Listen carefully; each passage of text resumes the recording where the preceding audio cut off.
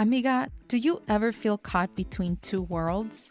You cherish your cultural background, but sometimes it clashes with the realities of raising a family in modern America.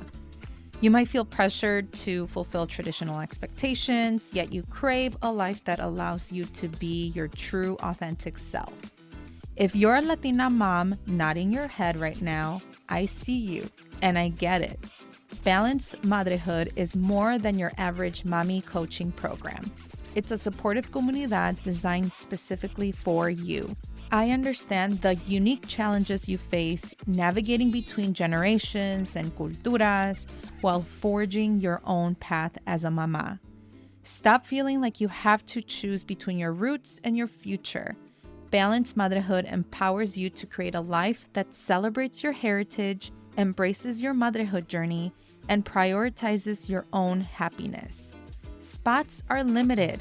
Don't miss out on this opportunity to connect with a supportive community and create a more balanced life. Visit the link in the show notes to join the waitlist for the next Balanced Motherhood cohort. I can't wait to meet you.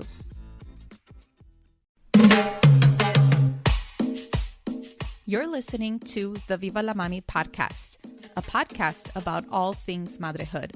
I'm your host, Jessica Cuevas. I am a mother of one on a mission to redefine the meaning of motherhood as a first-generation, bilingual, and bicultural Latina mommy. Regardless if we feel like a failure from time to time, or if we succeeded with the little things in our motherhood journey, it is important to celebrate all of these experiences as madres. So, bring your cafecito as I invite you to be a part of this space and create raw and honest conversations about the exciting and challenging parts of being a mommy. Ahora, vámonos.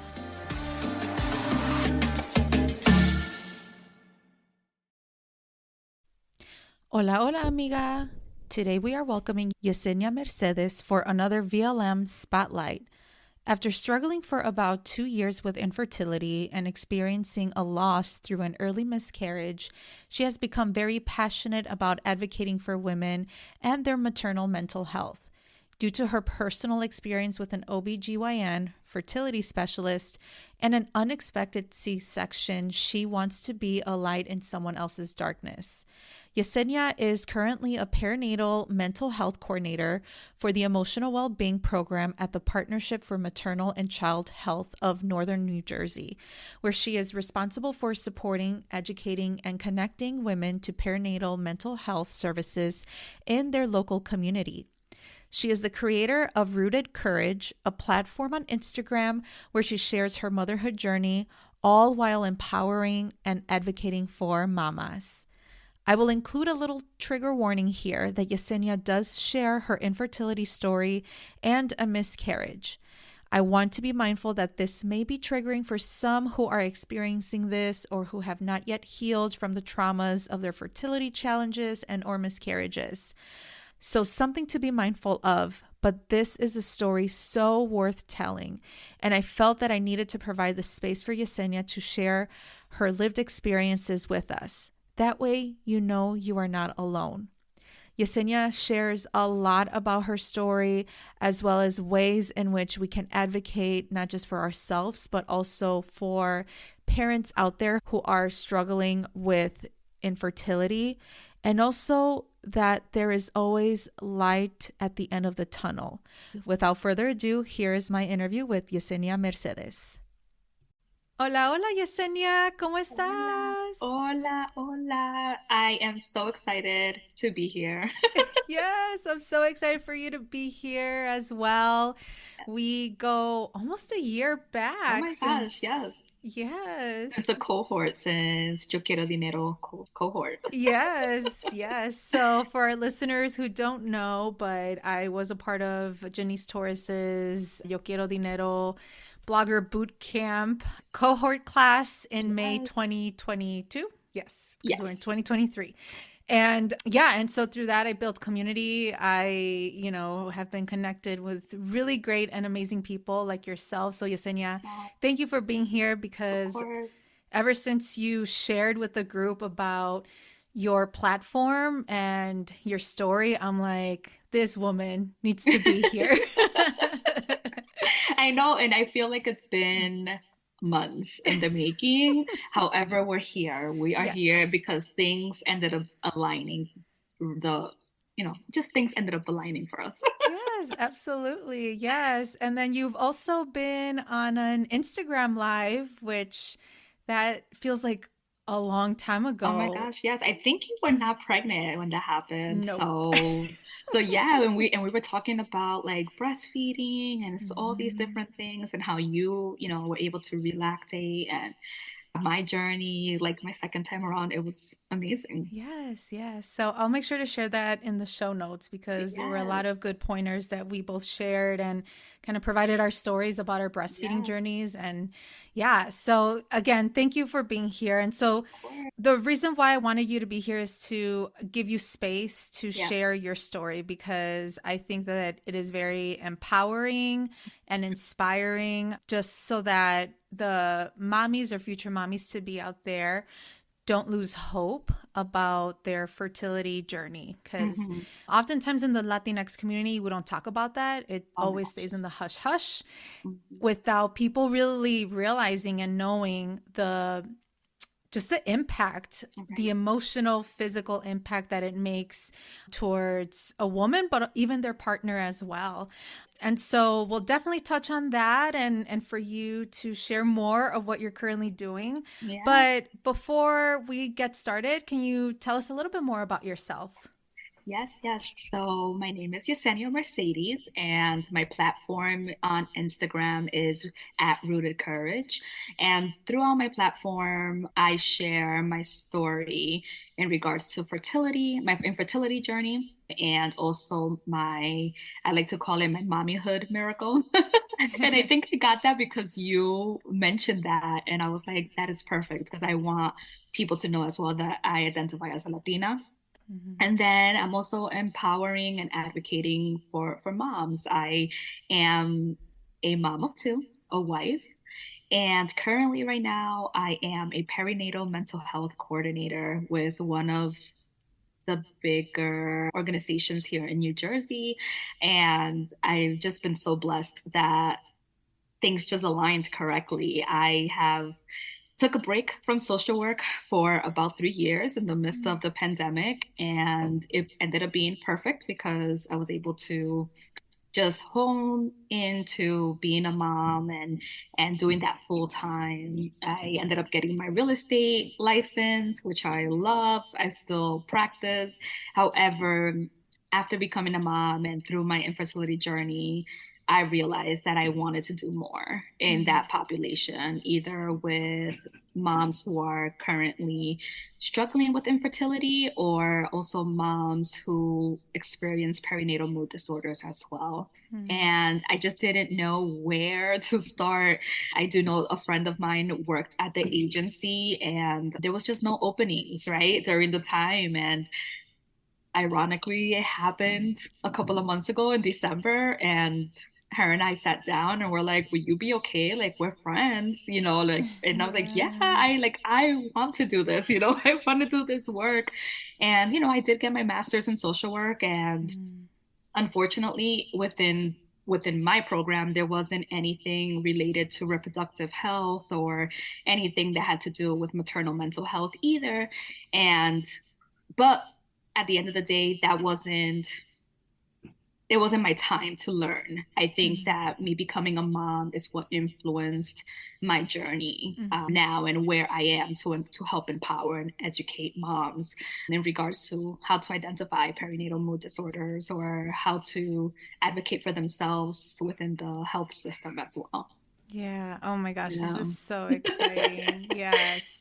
And I just love how much you've grown within Yes, this, right? And even for myself, right? Like as we become moms, we grow so much. so Like much. we're not only learning from our children, but we're Mhm. learning from ourselves and how much we can also make an impact to another mother, Mhm, right? And mhm. being that, you're utilizing your expertise in social work and now as a perinatal, coordinator, like that is Right. awesome. Yeah. Yeah, and especially I think that representation matters. Hmm. And with you identifying as Latina, I think that is going to make such a big impact. And that way you can Right. create a safe and even brave space, for Absolutely. moms. Yeah. Absolutely. I feel like our community in general, there's so much taboo when it comes Mm-hmm. to first maternal mental health, right? Anxiety, depression, especially during pregnancy, after pregnancy, during postpartum, or even in the journey of becoming pregnant, right? There's so many different things that happen and moments of sadness and hopelessness. And how are we able to tap into that? And how are we able to find the resources, right? And I just feel so blessed to be doing that work now. And, like with the program that I'm in right now, I'm able to create so many things that as long as it's catering to maternal mental health, we run with it, like, Yeah. and I love that. I love that space, to be in that space that, something that I see of that we need, of women of color, of Latinas, of Black African American women, Yes. which, because we are the population that unfortunately face the worst, how to say it, like mortality Mm-hmm. and also injustice within the health system. And there's so much, like, I've been going to different programmings and different workshops, and my mind is just like blown, and I'm like, I Mm-hmm. am where I'm supposed to be. Yes. Yes. Oh my gosh. Yeah. Oh, I'm so proud of you. I'm so Thank excited you. for you. Yeah, we can definitely keep going. And I might Yes. actually like invite you Oh, again for another episode about, maternal mental health, because that's something that I haven't touched on yeah. really on the podcast, and that is very important. Yes, So, of course. yes. Absolutely. Yes, I'll definitely give you that space as well. But for Yeah. now, Hmm. like I personally know your story because you've shared it to us in the cohort and to me as well. But like for our listeners, would you be able to share your infertility story and kind of where that led you to Yeah. now becoming a mommy of two? Yeah. So my husband and I, we were married for about, let's say, 3.5 years, 4 years. And we were like, I think it's time. Let's start having fun, extra fun, right? And let's grow our family. We went to therapy, we were able to find ourselves in a healthier place in our relationship. And then we were like, I think we're ready. I think we're ready to, like, now we are healed. Now like we feel like a unit. Like, I think it's time for us to do the work that we already did to create a family. Mm, And, I knew that it was probably going to take time. I also knew that I didn't have a regular period, unfortunately, throughout my entire, ever since I got my period. But I guess I didn't know enough information, unfortunately, because we're not taught enough information mhm, within our school systems or within our families or anything like that. So, what I grew up with is like, don't have sex or you'll get pregnant. That's not how it works. right, right. Right? Like, that's not how it works. And that was the taboo of like, just don't do it. And so you won't get pregnant. So I won't Mhm, be embarrassed that you got pregnant out of wedlock or things like mhm. that. So we always had that fear. I don't know if you had that same fear, but I always had that Yep. fear of like, don't do it or you'll get pregnant. But little did we know is that there were situations that I had. And with about a year passed by, and because my period didn't come on a regular and I would have missed periods, I was like, oh my gosh, I think this is it, right? Mhm, And I would get so many different pregnancy tests, and it was negative after negative after negative, right? mm, And that was year one. Then we were like, you know what, like, let's just continue and see how where it takes us, until I was like, I think it's now becoming a stressor on me. And is mm, it stress? Is it like, are we not having fun anymore? Like, it was just like, what is going on? And I had then spoken to my OBGYN about mm, it when I had an OBGYN. And he was like, oh, you're young, you'll be fine. And then he put me on this medication that's called Clomid. So, I'm also clueless about that. me thinking that the OBGYN had his best interest in me. Mm-hmm. And maybe he did, right? Because maybe he dealt with other situations that you give this medication and the mom ends up being pregnant. But instead of actually if like evaluating me or like making me go through tests or making me go to get ultrasounds done, he didn't. And I was Mm-hmm. on that medication for about 6 months.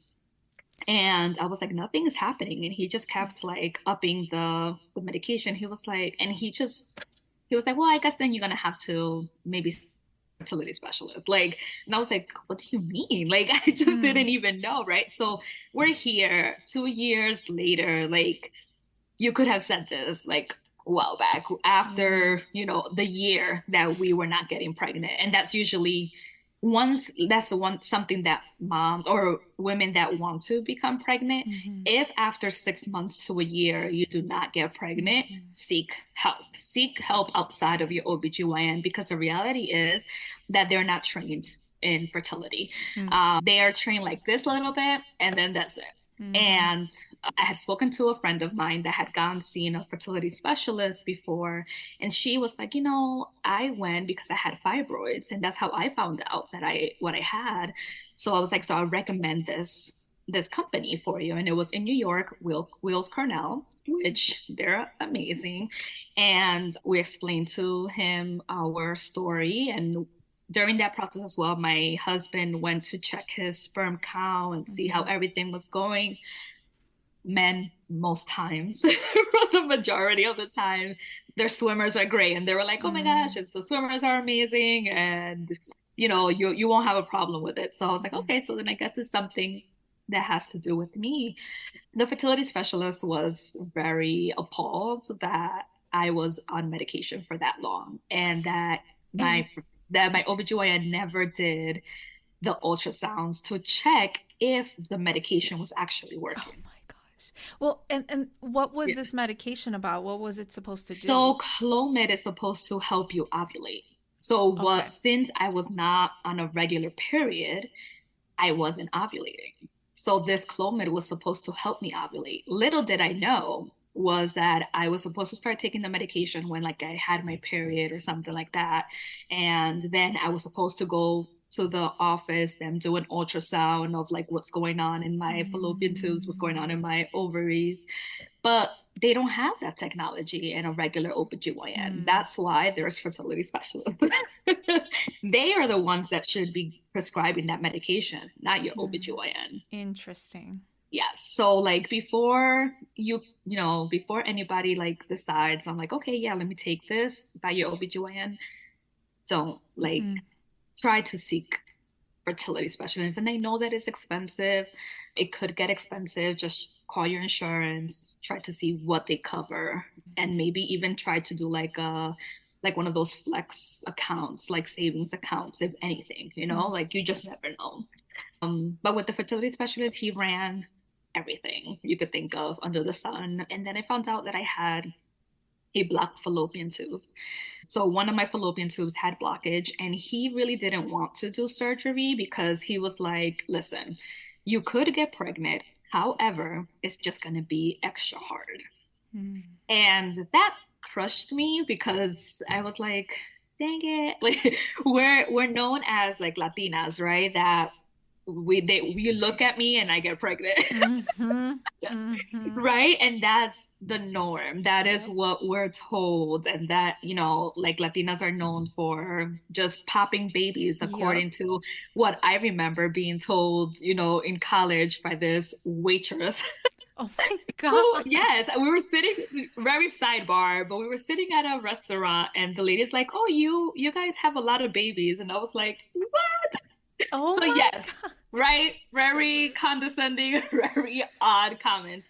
But yeah, right? We're known Yeah, we to are. get pregnant and not have any issues. And little that we know is that there are so many women of color and many Latinas and many Blacks that African Americans that do suffer from Mm-hmm. infertility and even secondary infertility as well. Like Mm-hmm. after having one child, like the second time around, like something just doesn't happen in your body, right? Like Right.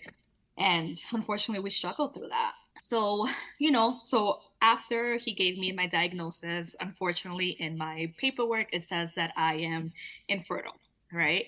That I have infertility issues and that I would need science and medical help, which I do not have anything against at all. God made specialists for a reason.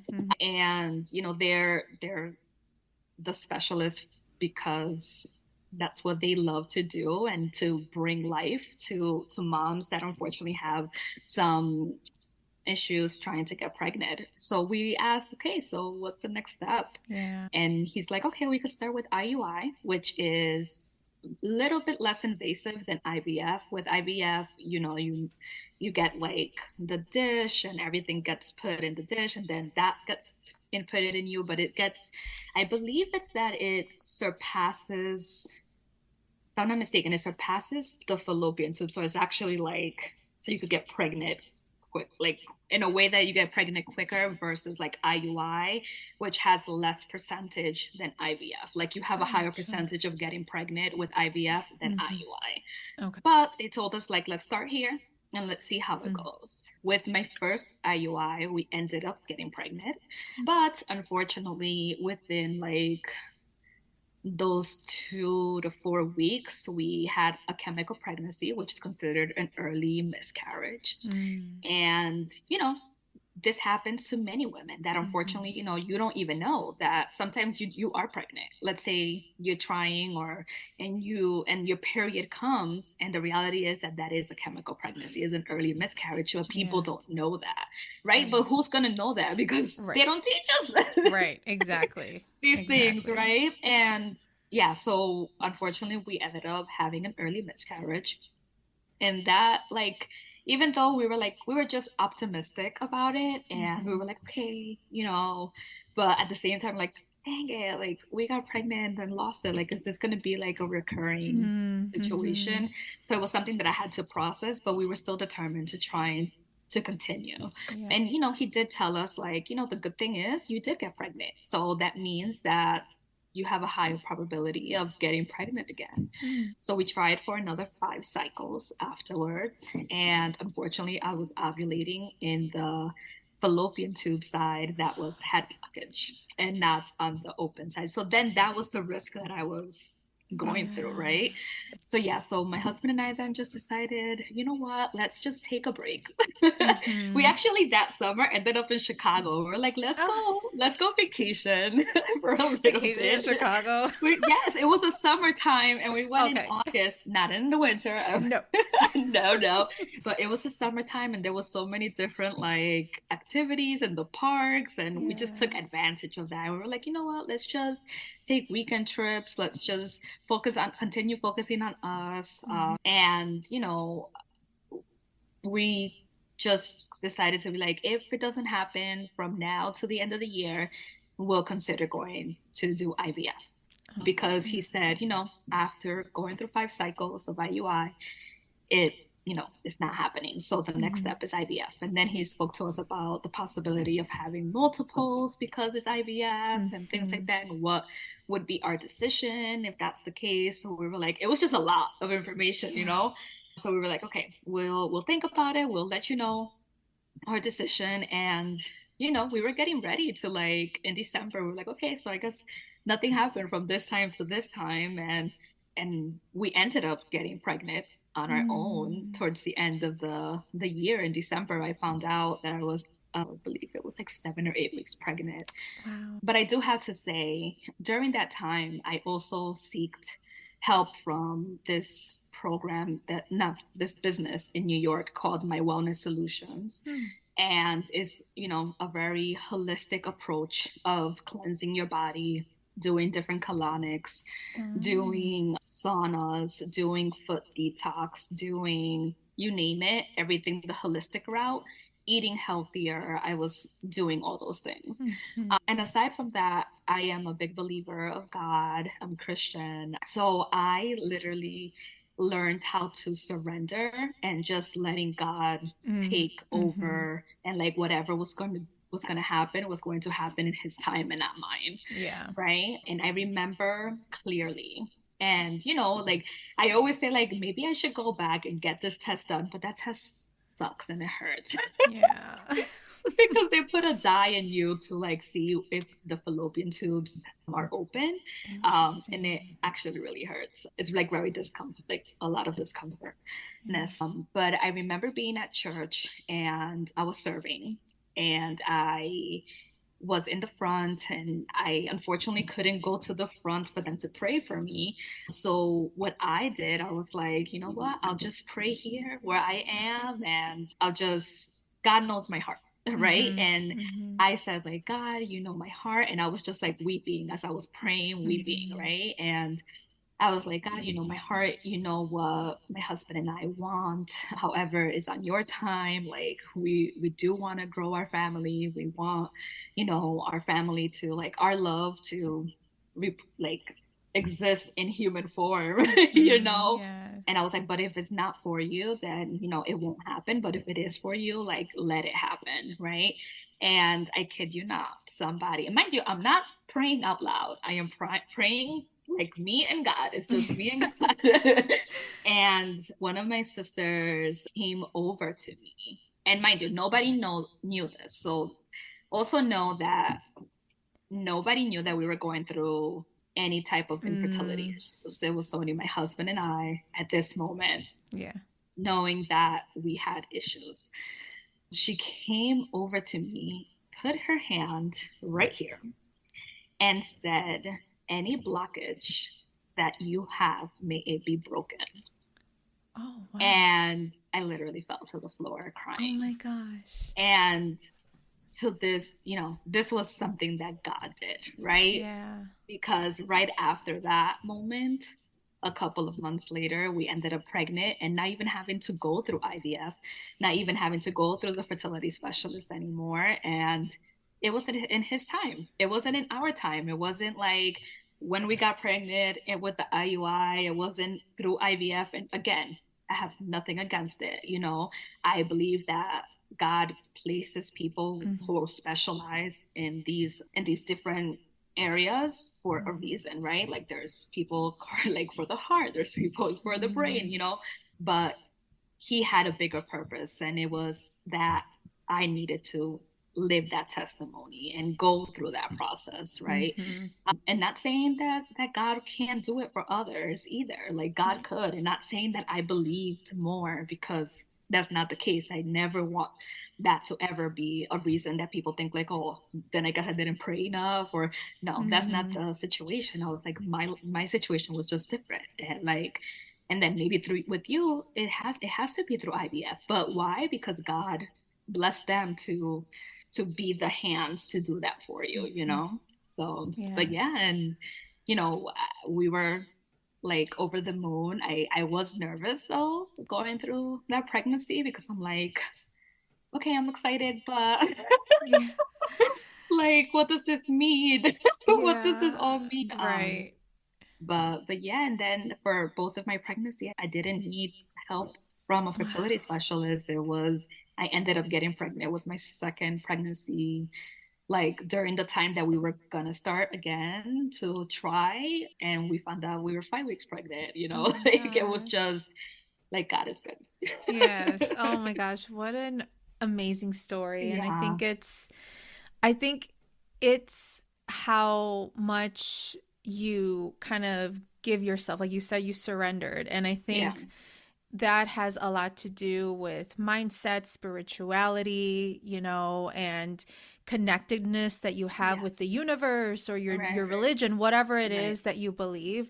I Hmm. think that there is a lot of it's like intentionality, right? Like there's a Right, purpose right, without knowing. And sometimes as absolutely, humans, we want to be in control of everything. yes, And oftentimes we even don't trust our own bodies or the right, process, right, or and how we don't leave it up to the universe or God, or whoever it is that you believe. And sometimes as human beings we need to recognize that the good can happen right, to us, right, right, and being thankful for it. And Right. you know, and now that you've gone through this experience, you're also now, you created a platform for other moms as well, Right. which we'll definitely touch base on that. Yes, yes, yes. But kind of going back on your story, how did you and your husband process all of Mm, this, especially going through all those different rounds of, you know, fertility treatments?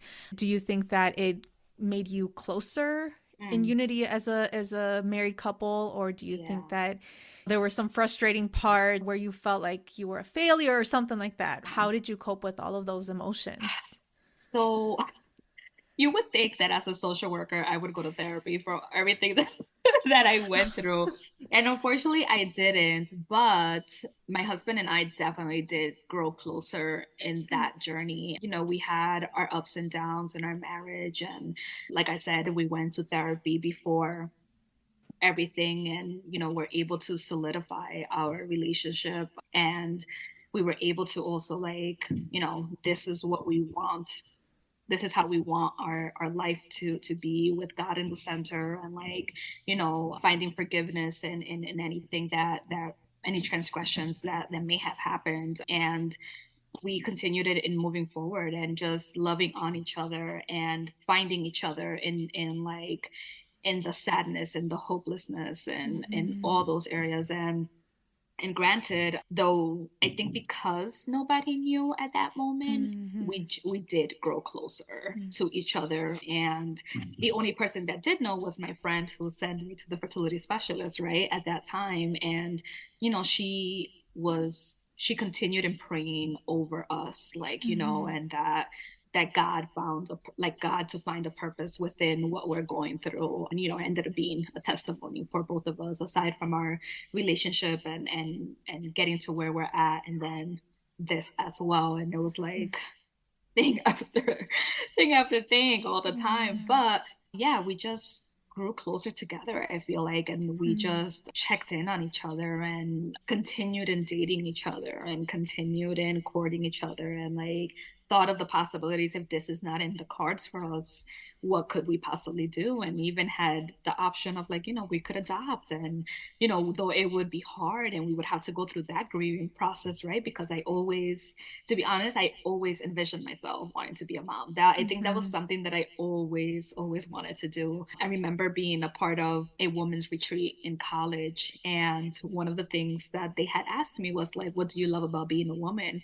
And it was like that we're able to create life, you know? Mm-hmm. So I always had that. Like, I always wanted to then, you know, and granted, Rooted Courage did grow out of grew into that, because it was finding the courage, right, to Mm-hmm. actually share my story. And I wanted, and though there's women that, oh my gosh, can document their journeys of, like, going to the doctors and, like, the shots and all these things, Mm-hmm. I commend them and I applaud them. And I was like, but I personally couldn't, like, for me, like, that couldn't be my process, right? Mm-hmm. For me, I had to literally get to the other to, like, the next stage, like, actually be pregnant, or okay, it didn't happen, but we're having a child a different way, like, you know, I needed to have something like, I needed to Yeah. show for something. I don't know if you understand, like, Yes. I personally couldn't go through that, even though, like I said, I commend every woman that's able to share their journey, because, you know, I really didn't know how many women actually went through infertility issues until the moment that I was in that office. And I Mm. sat there and I just saw the room getting filled as the seconds and the minutes Yes. Wow. passed by. And Wow. I wasn't by myself, you know, and it was like so many women with their spouse or by themselves. Or, you know, like, I went with my husband a couple of times, but then other times it was me, because I had to get seen and I had to see Mm-hmm. where everything is, and blood get drawn and shots get happen and all these different things. Mm-hmm. So yeah, like, yeah, thankfully we found strength within each other, Yeah. and of course prayer and our faith. Yeah. Yeah. That's awesome. Yeah. Yeah. Thank you so much for sharing that, because I do hear that it can cause a detriment, you know, Oh yeah. Yeah. on Yeah. either partners or even the relationship Absolutely. itself, Right. especially when you try and try and try and that like even lust, if you will, Right. Very becomes, you know, like right. routine. And so, yeah, I think it's really important to communicate and check in Right. on each other. And he like told me like you decide like what do you want Yeah. to do? Like it's your body. Like Yeah. do you Mm. want like that's why when I had to make the this like I would literally go to the office and mind you, I live in New Jersey and I was going to New York. Before going, I would make the earliest appointment in the day, like 6 o'clock in the morning, meaning I would have to like travel so early to go to Yeah. these appointments and then travel to go to work because I couldn't be taking off. Like, what was my excuse all the time, you know? So it was hard. And I would call and then I would be like crying in the car going to work. And then, okay, like, I need to go into work and act like nothing is Mm-hmm. happening, right? Mm. And I think maybe when I had the early miscarriage, the chemical pregnancy, that's when I was able to talk to somebody at work because they were like, "You're not yourself. Like, what's going Mm. on?" Like they closed the door and that was it, you know. And Yeah. I couldn't trust in that person because they entrusted in me with so many different things as well. Mm. And that was the only person that knew anything during that time. But I felt like I needed somebody Mm-hmm. there at work to like bounce things over with and like and know like why like today I'm not gonna be okay. Like let's you know, Yeah. let's be each other's backbone kind of thing. Like Yeah. if you see me like drift off, it's because I'm thinking of so many things at the same time. Yes. Oh, Yeah. that's good. That's good that Yeah. you found, you know, like a small Community. community. Yeah. Yeah, a small community of folks that would understand. Yeah. And you said that you didn't talk to your family. Would Yeah. you mind sharing why you didn't share it with family? I guess it's because of being a Latina, you know, Mm. like I feel like, oh my gosh, we don't talk about mental illnesses. We don't talk about issues. If Mhm. anything is going on, we keep it to ourselves, right? We man up, we woman up kind of thing. And, Yes.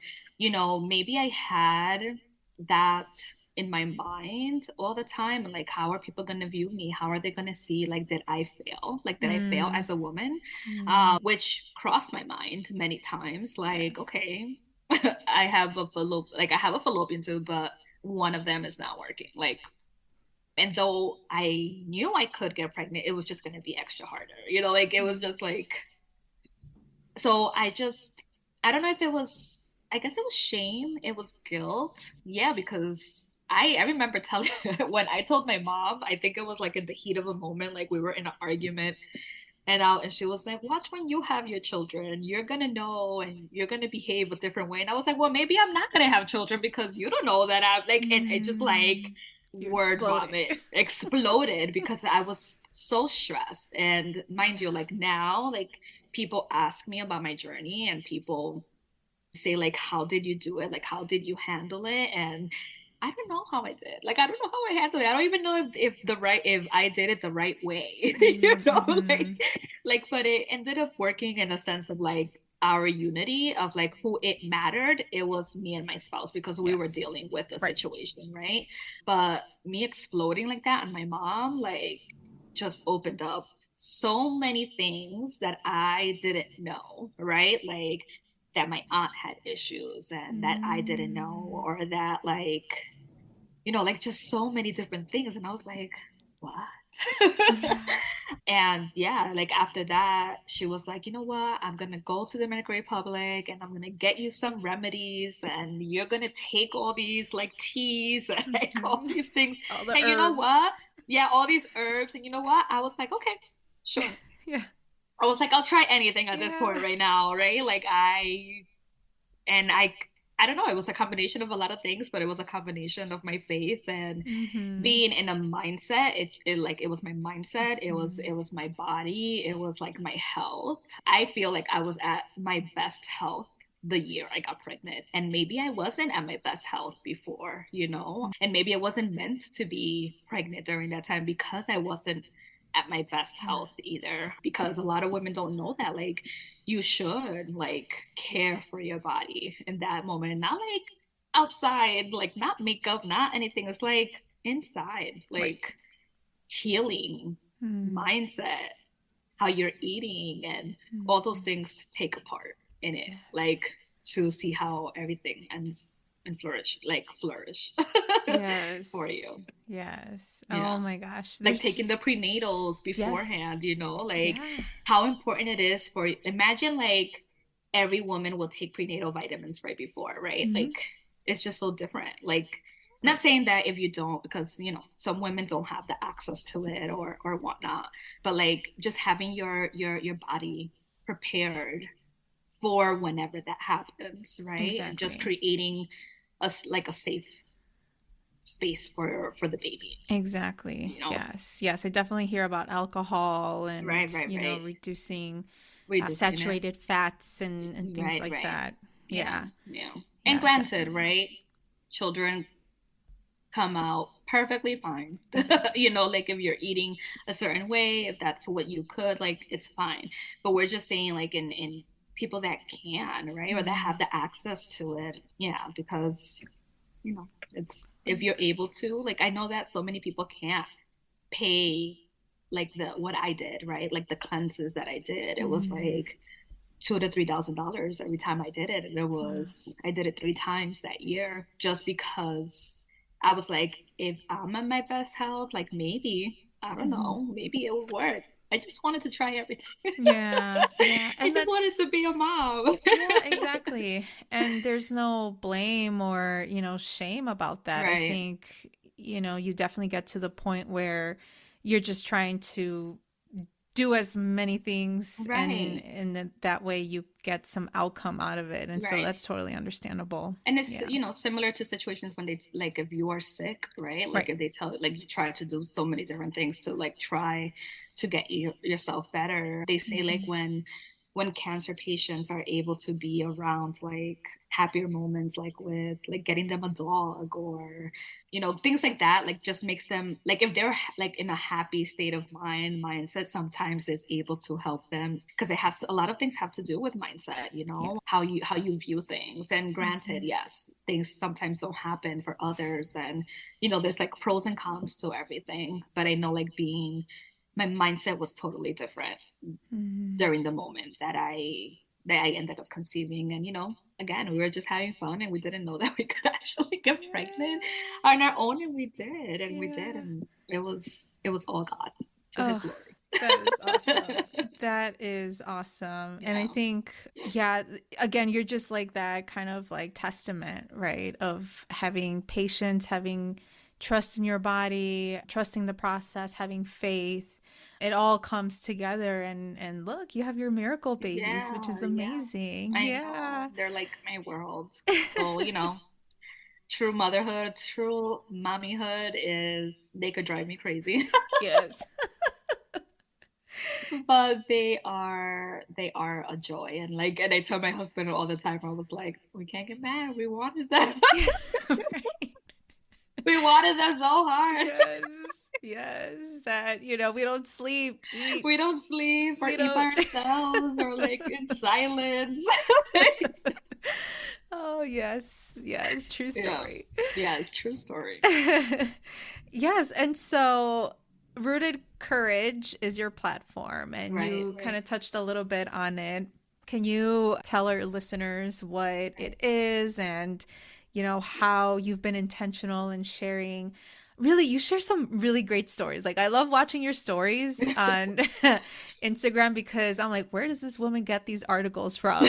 Because they're so informative and you're Yes. literally creating community through your Yeah, platform. And so, yeah, can you absolutely. share what it is? Yeah, so basically, Rooted Courage is a platform where I share, you know, things that you should ask, like like if you have an OBGYN and that is the resource that you could have, then what should you ask an OBGYN about, like your journey within pregnancy, you know, because unfortunately, since I thought that my OBGYN had the best interest in me, it took me probably like a year and a half before actually getting pregnant and actually knowing what was going on. So because of that, like I'm like, no, then you shouldn't do this. Like you should do that or like try to, right? I was blessed to have a doula and have that resource as Mm. well. And she was amazing and helped me become such an advocate within my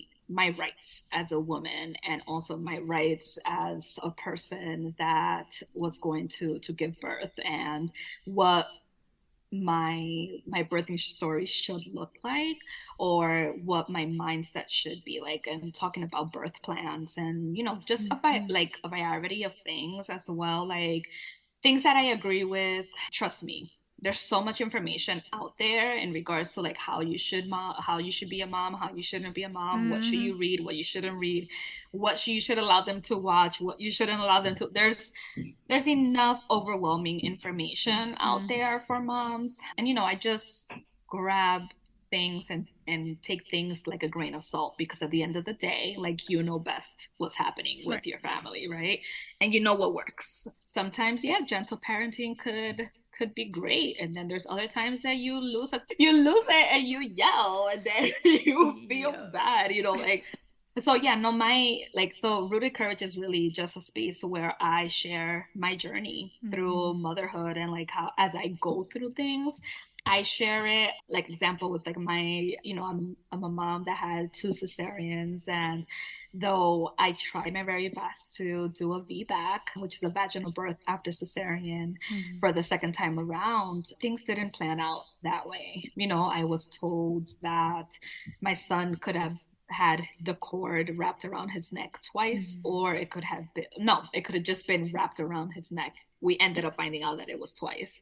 Wow. And or that it was wrapped around his foot. And though he wanted to come down, he couldn't because something was holding him. Mhm. And I didn't, I the first time around I was bullied basically to get a success like get a C-section.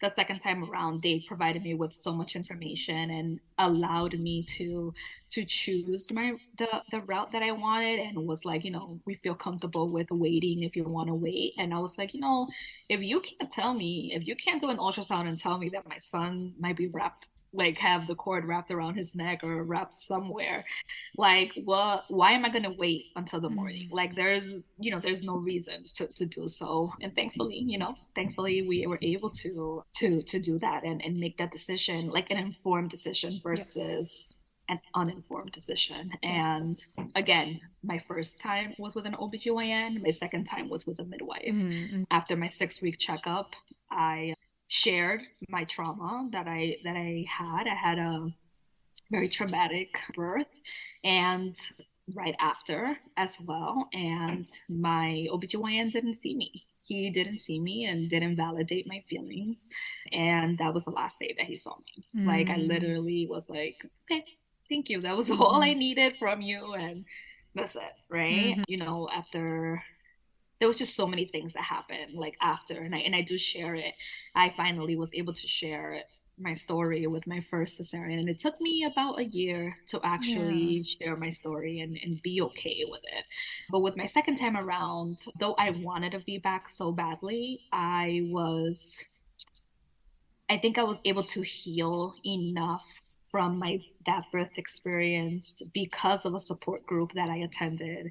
Actually, the week that I went into labor, which I don't know how, but things happen for a reason. That same week, I was able to speak to a midwife that was in a support group, and she mentioned how children come into this world the way that they were meant to come into this world. They choose. Mhm. They choose it. You Yes. don't. Yep. We don't have control over that. And I think at that moment, I literally released again. And I guess Mm. my story is a story of surrender over and over again. Just Mm. surrendering to God, surrendering like you know best, if you however you want to come, as long as you're safe, as long as I'm safe, as long as we're able to, hold you and care for you and be there for you. Mhm. I'm good. Like so yeah, I cried it out. They told me that there was a possibility that I had to get a cesarean again, and but this time around it wasn't as painful. This time around I heard my son's cry this time Mm, around. I was able to have him skin to skin. I was able to yeah. breastfeed right away versus my first time around. Like there was so many Mm, different things that I was able to do. So that's why I always say that my birth, my second time birth story is magical because though the VBAC didn't happen, everything else happened the way I wanted it to yes. happen. Yeah. Sure, it wasn't as traumatic It was not. as the It was not. So first. when I Yeah. tell you that the nurses, the doctors, the everything treated us like Mm. amazing. And even my husband, he wasn't like how dads like to say, like, oh my gosh, we're sleeping in this couch. It wasn't even like that. Like, he was treated very well and I was treated well. We were given actually one of the biggest suites in the hospital. I don't know if it had to do anything with like my gift basket that I brought. So mamas, bring a gift basket to those nurses Oh, that's a of like good snacks, like, idea. like coffees and teas and snacks. And like, I got there and I was like, here you go, lady. Now treat Treat me me well. well.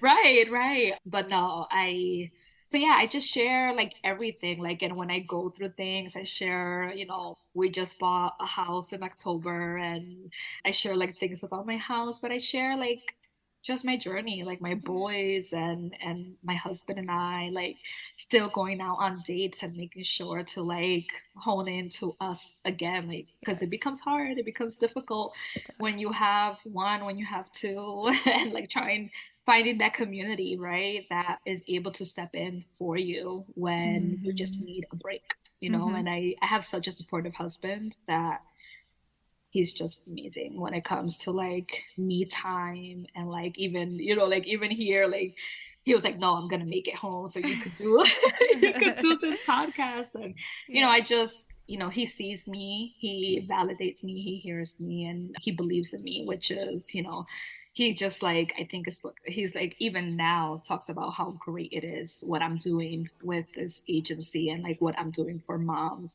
And he's like, if I was a mom, like I would cry every day going through situations like Mm. the way that you do, as a person that of color, as Mm-hmm. a Black Latina. I consider me being at risk for being treated Mm-hmm. differently, Mm-hmm. in the hospital. And as the the percentages went so much higher now post pandemic of Yes. mortality, and also like so many different things like preeclampsia and like, and of course, what doubled, Black, African American, and Mm-hmm. Latinas, Mm-hmm. Hispanic.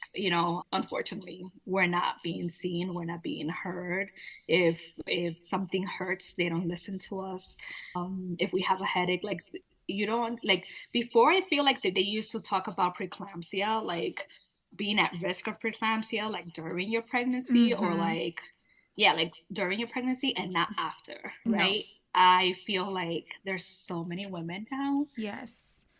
that have gone home Yep.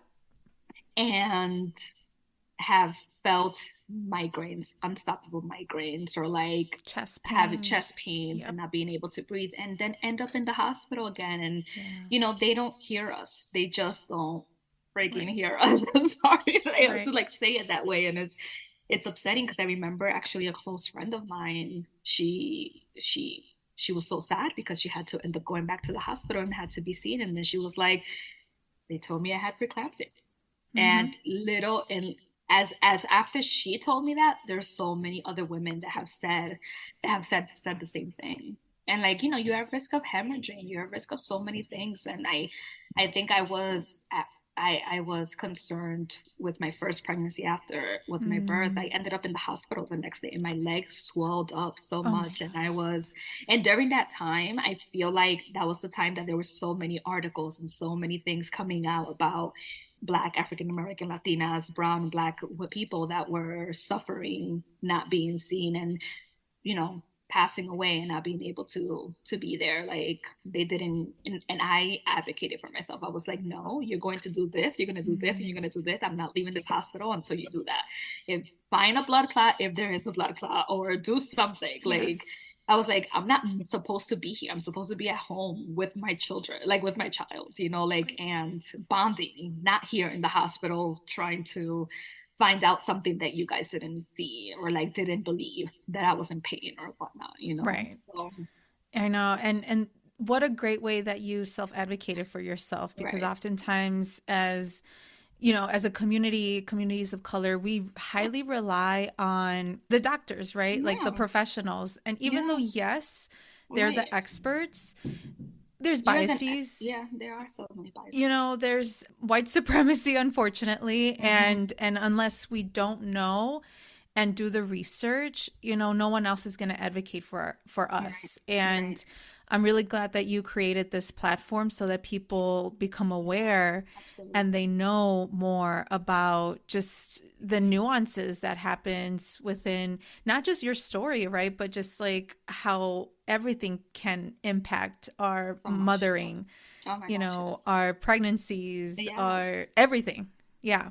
Right, right. And like how to like, and it's interesting because as I am doing this work now and working with Mhm. moms or like either moms to be who are currently pregnant or moms who just gave birth or, I I hear like and it could be, could be a little triggering, it could be a little traumatizing and things like that. But now I sort of have like a voice and like Mhm. I'm able to help them in a different way and able to like educate them and empower them and talk to them about like, okay, so let's talk to your doctor about how you're feeling now. Let's see if you need a therapist, because perinatal mood disorders are able to, you're able to cure. Like it's not something that you just stay with it, like of course if there's women or that have suffered from anxiety or depression before, like you are prone unfortunately to Mhm. have that during pregnancy or after because you already have these diagnoses or right.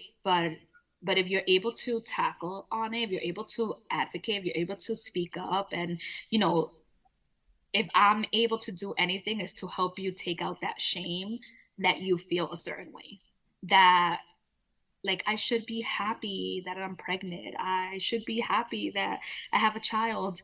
Yeah, we have glamorized, social media has glamorized what motherhood should look like, but the reality is that it doesn't look like that for everybody. Mm-mm. And the reality is that every time I have taken a professional picture, my children are having like a meltdown right before the picture. And Yep. somehow they take a good picture, but then you don't see the other pictures that I didn't post because we look horrendous. Right. Kind of going off of your journey Hmm. from infertility to now, Right. what would you advise people in our Latino community to I just rolled my eyes. to stop saying or doing, right? Especially for a couple that is trying to conceive or who is struggling in their journey. What would you say to them? I would definitely say stop asking Mm, anything at all that has to do with conceiving or because at the end of the day, you're not in that room having sex with these people. Mind your business. I always say mind your business. But no, you just don't know. You don't know anybody's story. You don't know what they may be going through. You don't know the stressors that they're going through. You don't know if there's infertility issues. You don't know if like them too are having issues, and you don't know if they're like, let's say, God forbid, at a brink of a divorce. You don't yeah. know anything, Yeah. you know just mind your business, really, to be honest. Like Yes. don't ask anything. You don't know if that person has been trying, has had miscarriages, has had atopic pregnancies. You don't know anything. You don't Mhm. know if they were just told that they are infertile and they can't have a child. Nobody knows anybody's journey. And uh, I personally am guilty of probably doing that way before, like before I was even started having children. Like, oh, are you planning on having children, or like, Mhm. and that was something that and I don't think people say it with any malice. I don't think Mhm. people like are just probably excited to like see your family grow. I don't think that there's anything. I don't think that they're trying to be mean in any Mhm. way, and I'm giving them the benefit of the doubt. But people don't know. I remember that somebody told me It was right after my first, or like my early miscarriage, my chemical Mm. pregnancy, and clearly me being told that I had infertility issues and that it was just going to be harder. Got pregnant, lost the baby, and it was the first Mother's Day, like right after, because this happened. So we found out that we lost the pregnancy the day of our anniversary, Oh, right? And then Mother's Day was 2 weeks later. So oh, it was just like everything, right? yeah. And my husband was just like, if you don't want to go somewhere, we won't go. Like, he was trying. I was like, no, like, our mom should still be celebrated. Like, Mm. eventually I'll be a mom. Like, but I of course cried it out because I could have been pregnant, right? Mm. And I remember going to church and somebody came up to me and said, when are you going to get pregnant? Like you should be already pregnant. Like you guys been married for so long Oh already. my God. Little did she know that I was struggling. Yeah. I was struggling with just being told that I had infertility issues. And she was like, I hope that next Mother's Day you actually are pregnant or have a child or and that sort. As if it's that easy. As is that easy, right? Because they tell us this. It's just what we grow up with, like Hmm. learning that we could get pregnant so easily. And yeah, like if I had, I don't know if I could say this, los cojones, Yes, say whatever you want to to say. to really say something, then I probably would have, but I was still too hurt to Hmm. even say something, and I just smiled and I was like, "Mhm." Yeah. And little did she know that I was literally grieving that I wasn't pregnant, that I am here celebrating other people getting pregnant and, all these different things. And mind you, like, yes, it was hard for me seeing like my friends and family like around me getting pregnant, but I was like so happy for them. And I think once I started like sharing what I was going through, some people tried to shy away of telling me Mm. that they were pregnant. And I think that hurt me more because I was Mm. like, it's okay. Like it's okay for you to tell me. Like I Hmm. I want to be happy for you. Like I'm not like, yes, I'm like, come on, God. Like Yeah. can you make this happen? But it wasn't my time. Right. And it happened when it was supposed to. And Yeah. now I could see that, right? During that time I couldn't, but I was never like selfish or like mad, like, oh, you're pregnant and I can't get Hmm. pregnant. Like, Hmm. like that Yeah. was never my situation. Yeah. And I think it's because, again, going back to like how we grew up, we don't know really. De por sí, we sometimes don't even know how to like manage our own feelings. Right. Okay. And especially when certain circumstances happen, when we have these preconceived notions of like, Mm-hmm. Mm-hmm. everything's going to be perfect, everything's going to align well. And Right. then when you then know about people who are trying, you don't even Right. know how to react. It's almost like death in a way, that you don't know what to Right. say or what the right questions to ask when Right. someone Right. is grieving. Right. Right. And I think that happens a lot, that there's this level of uncomfortability, within our community. And so I'm glad that, yeah, like through your platform you have been very outspoken, because again, about representation and creating awareness Right. and Right. creating a space for Mm-hmm. many people. And what is one advice that you would give to someone who has Right. been going through similar infertility issues, or someone who is kind of juggling between the cultural Right. norms versus like the reality? Yeah. You know, it's okay to sit in the waiting. Hmm. Sometimes we just want to rush our life and like be like, it's our time. Like, let's just get pregnant. And the reality is that is not that way. And that to seek the help. If you see yourself trying for 6 months or even up to a year and you see nothing is happening, just get tested.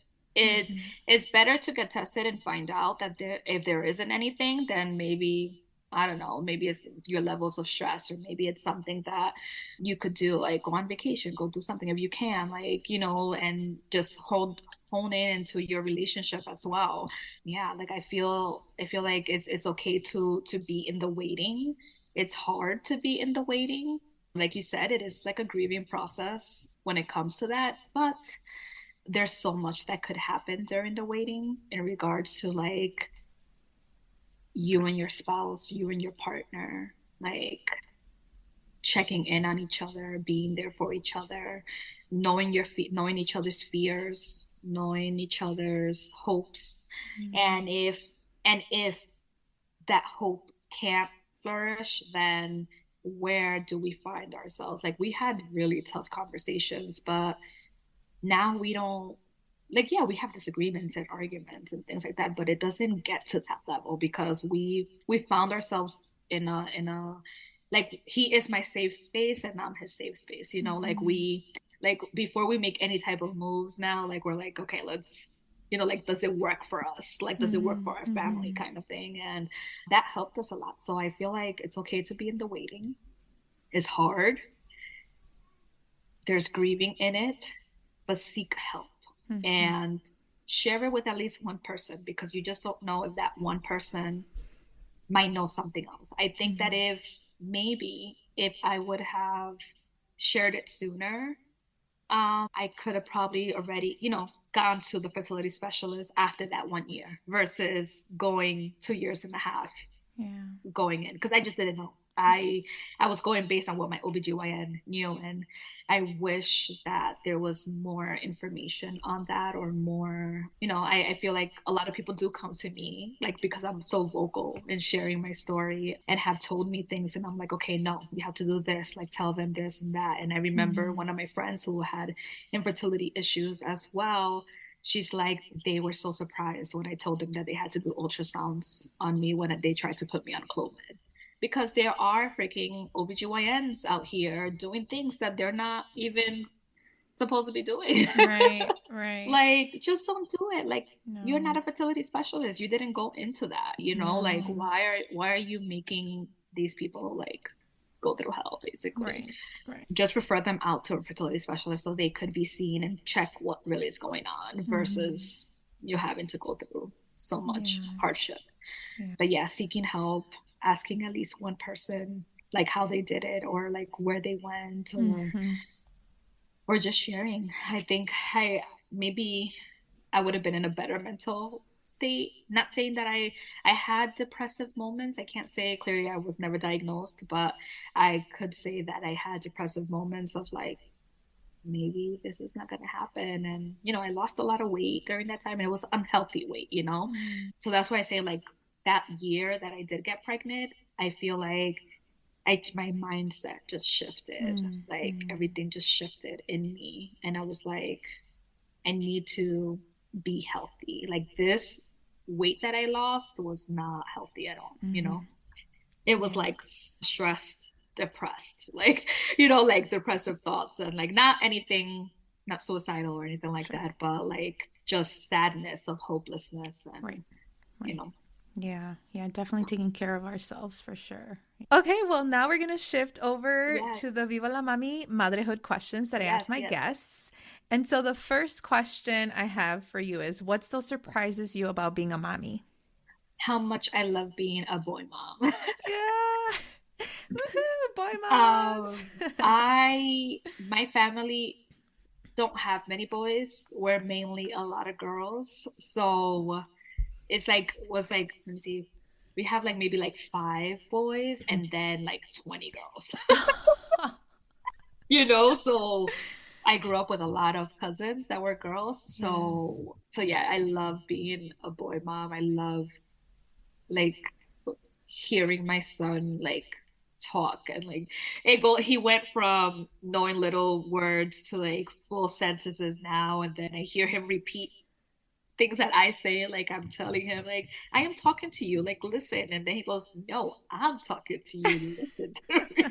You know, like having that, like, though it drives me insane sometimes, it's also like these kids are sponges. Like they're Yeah. sponges. And I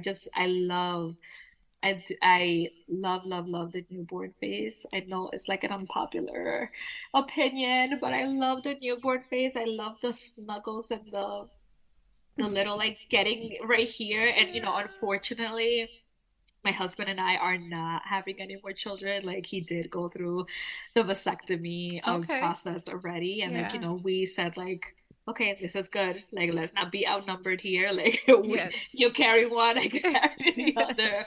I think we were good at just like, though he always wanted a girl, I said like, then that would have mean for me to have a third cesarean, and Yeah. I didn't want to go through that process Right. again.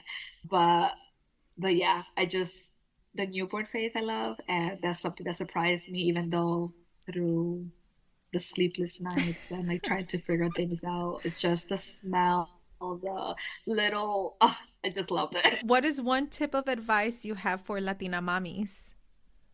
Talk to them in Spanish if you can. If you Yeah. know it, and like, because I know that a lot of families grew up like not wanting to show their children Spanish, either because of different traumas of coming to this country and things like Mm-hmm. that, or whatnot. Like, just talk to them a little bit in Spanish. You'll be surprised how much they grasp, and you'll be Mm-hmm. surprised how much they learn. And my son could say the alphabets in Spanish and in English, and he could count numbers in Spanish and English. And yeah, I just love that. Like, and he's able to communicate with his grandparents, and that's something that I never want for even though my parents, like my dad speaks English, my mom understands it, Mm-hmm. but she doesn't speak it. My in-laws speak it but prefer Spanish, right? Like, I'd never want the grandparents to feel isolated, right? Yes. Especially if their native tongue and they prefer to speak in Spanish. So I always try my very best. It is It is hard, but really hard. they're gonna learn English in school if Yes. that's the route that you're gonna go.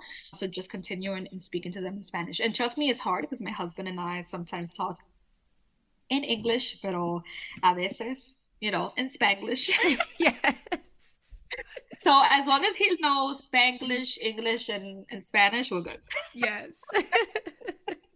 No, I love it. Yeah, yeah. And Yeah. that's a really great reminder to uphold our cultural roots, right? Yes. And the Yes. beauty of The being beauty. Latino. Yes, Like, yeah. absolutely. Like, we're amazing. I love my culture. Yes. We have so much to bring, and we're composed of, what is it, 22 different countries, I think it is, Hmm. right? 22 different countries, and people see things so differently, but it's just beautiful, and it's beautiful to know our language. It's beautiful to know where we come from. It's beautiful. There's just so much beauty in it. Yes, it Yeah. is. Yes. Alrighty. And final question for you. Yes. What is your meaning of motherhood? Love, passion, and strength. I Mm. feel that I becoming a mom has increased my love, has increased my strength, and my passion for things. I view things differently, and I know that everything that I do would affect my children in somehow, some way. So I try my very best to uphold that and like go after things that I want Mm. versus staying stuck somewhere. Because I don't want my children to ever see me being miserable for something. Mm. Hmm. Which is one of the reasons why, I quit a toxic environment of a job, and I Yeah. just involved myself in being a mom. And then I was able to find this passion of Yes. advocating for moms, Yeah. and they're able to see that every day. Yes. Oh, Me living my truth, me living my life in that way. yeah. Yeah. Oh, that's amazing. That is Yes, amazing. yes, Thank you yes. so much for Of sharing that. course. Yes. Thank you so much for inviting me to this platform. Yes, of course. I was like, this woman needs to be here. I love it. I love And it. where can people follow you, Yesenia? People could follow me at Rooted Courage on Instagram. And, I share my everyday. I try to share my everyday. On weekends, sometimes I take off. Mm-hmm. I like to be with my family. But sometimes, I share things that I'm doing. I share behind the scenes of things. And maybe, I don't know, I'll start taking people like behind the scenes of how I run things with my new job now, like Yeah. and things like that, because aside from like doing the work with moms, I'm also out there in the community and doing health fairs and talking about what we do and Yes. connecting moms to services. So it's great. So yeah, at Rooted Courage. Well, thank you so much, Yessenia, for being here. I really, really appreciate it and for your vulnerability as well and sharing your story. So thank you. Thank Appreciate you it. so much for inviting me. Thank you for creating this space for different moms in different walks of life, sharing their expertise, sharing their life, sharing their journey. It's beautiful to see, and we definitely need more Latinas out there showing our roots, showing our journeys, and that there's more to us. Thank you for tuning in to the Viva la Mami podcast. If you like this episode, make sure to leave a review and write what episode really resonated with you. If you really loved it, share it on social media or with an amiga. As always, please subscribe to this podcast wherever you are listening. Make sure to follow me at Viva la Mami on Instagram or visit vivalamami.com. Please note the information shared in this podcast is for educational purposes only and should not be replaced by your healthcare provider nor taken as professional advice.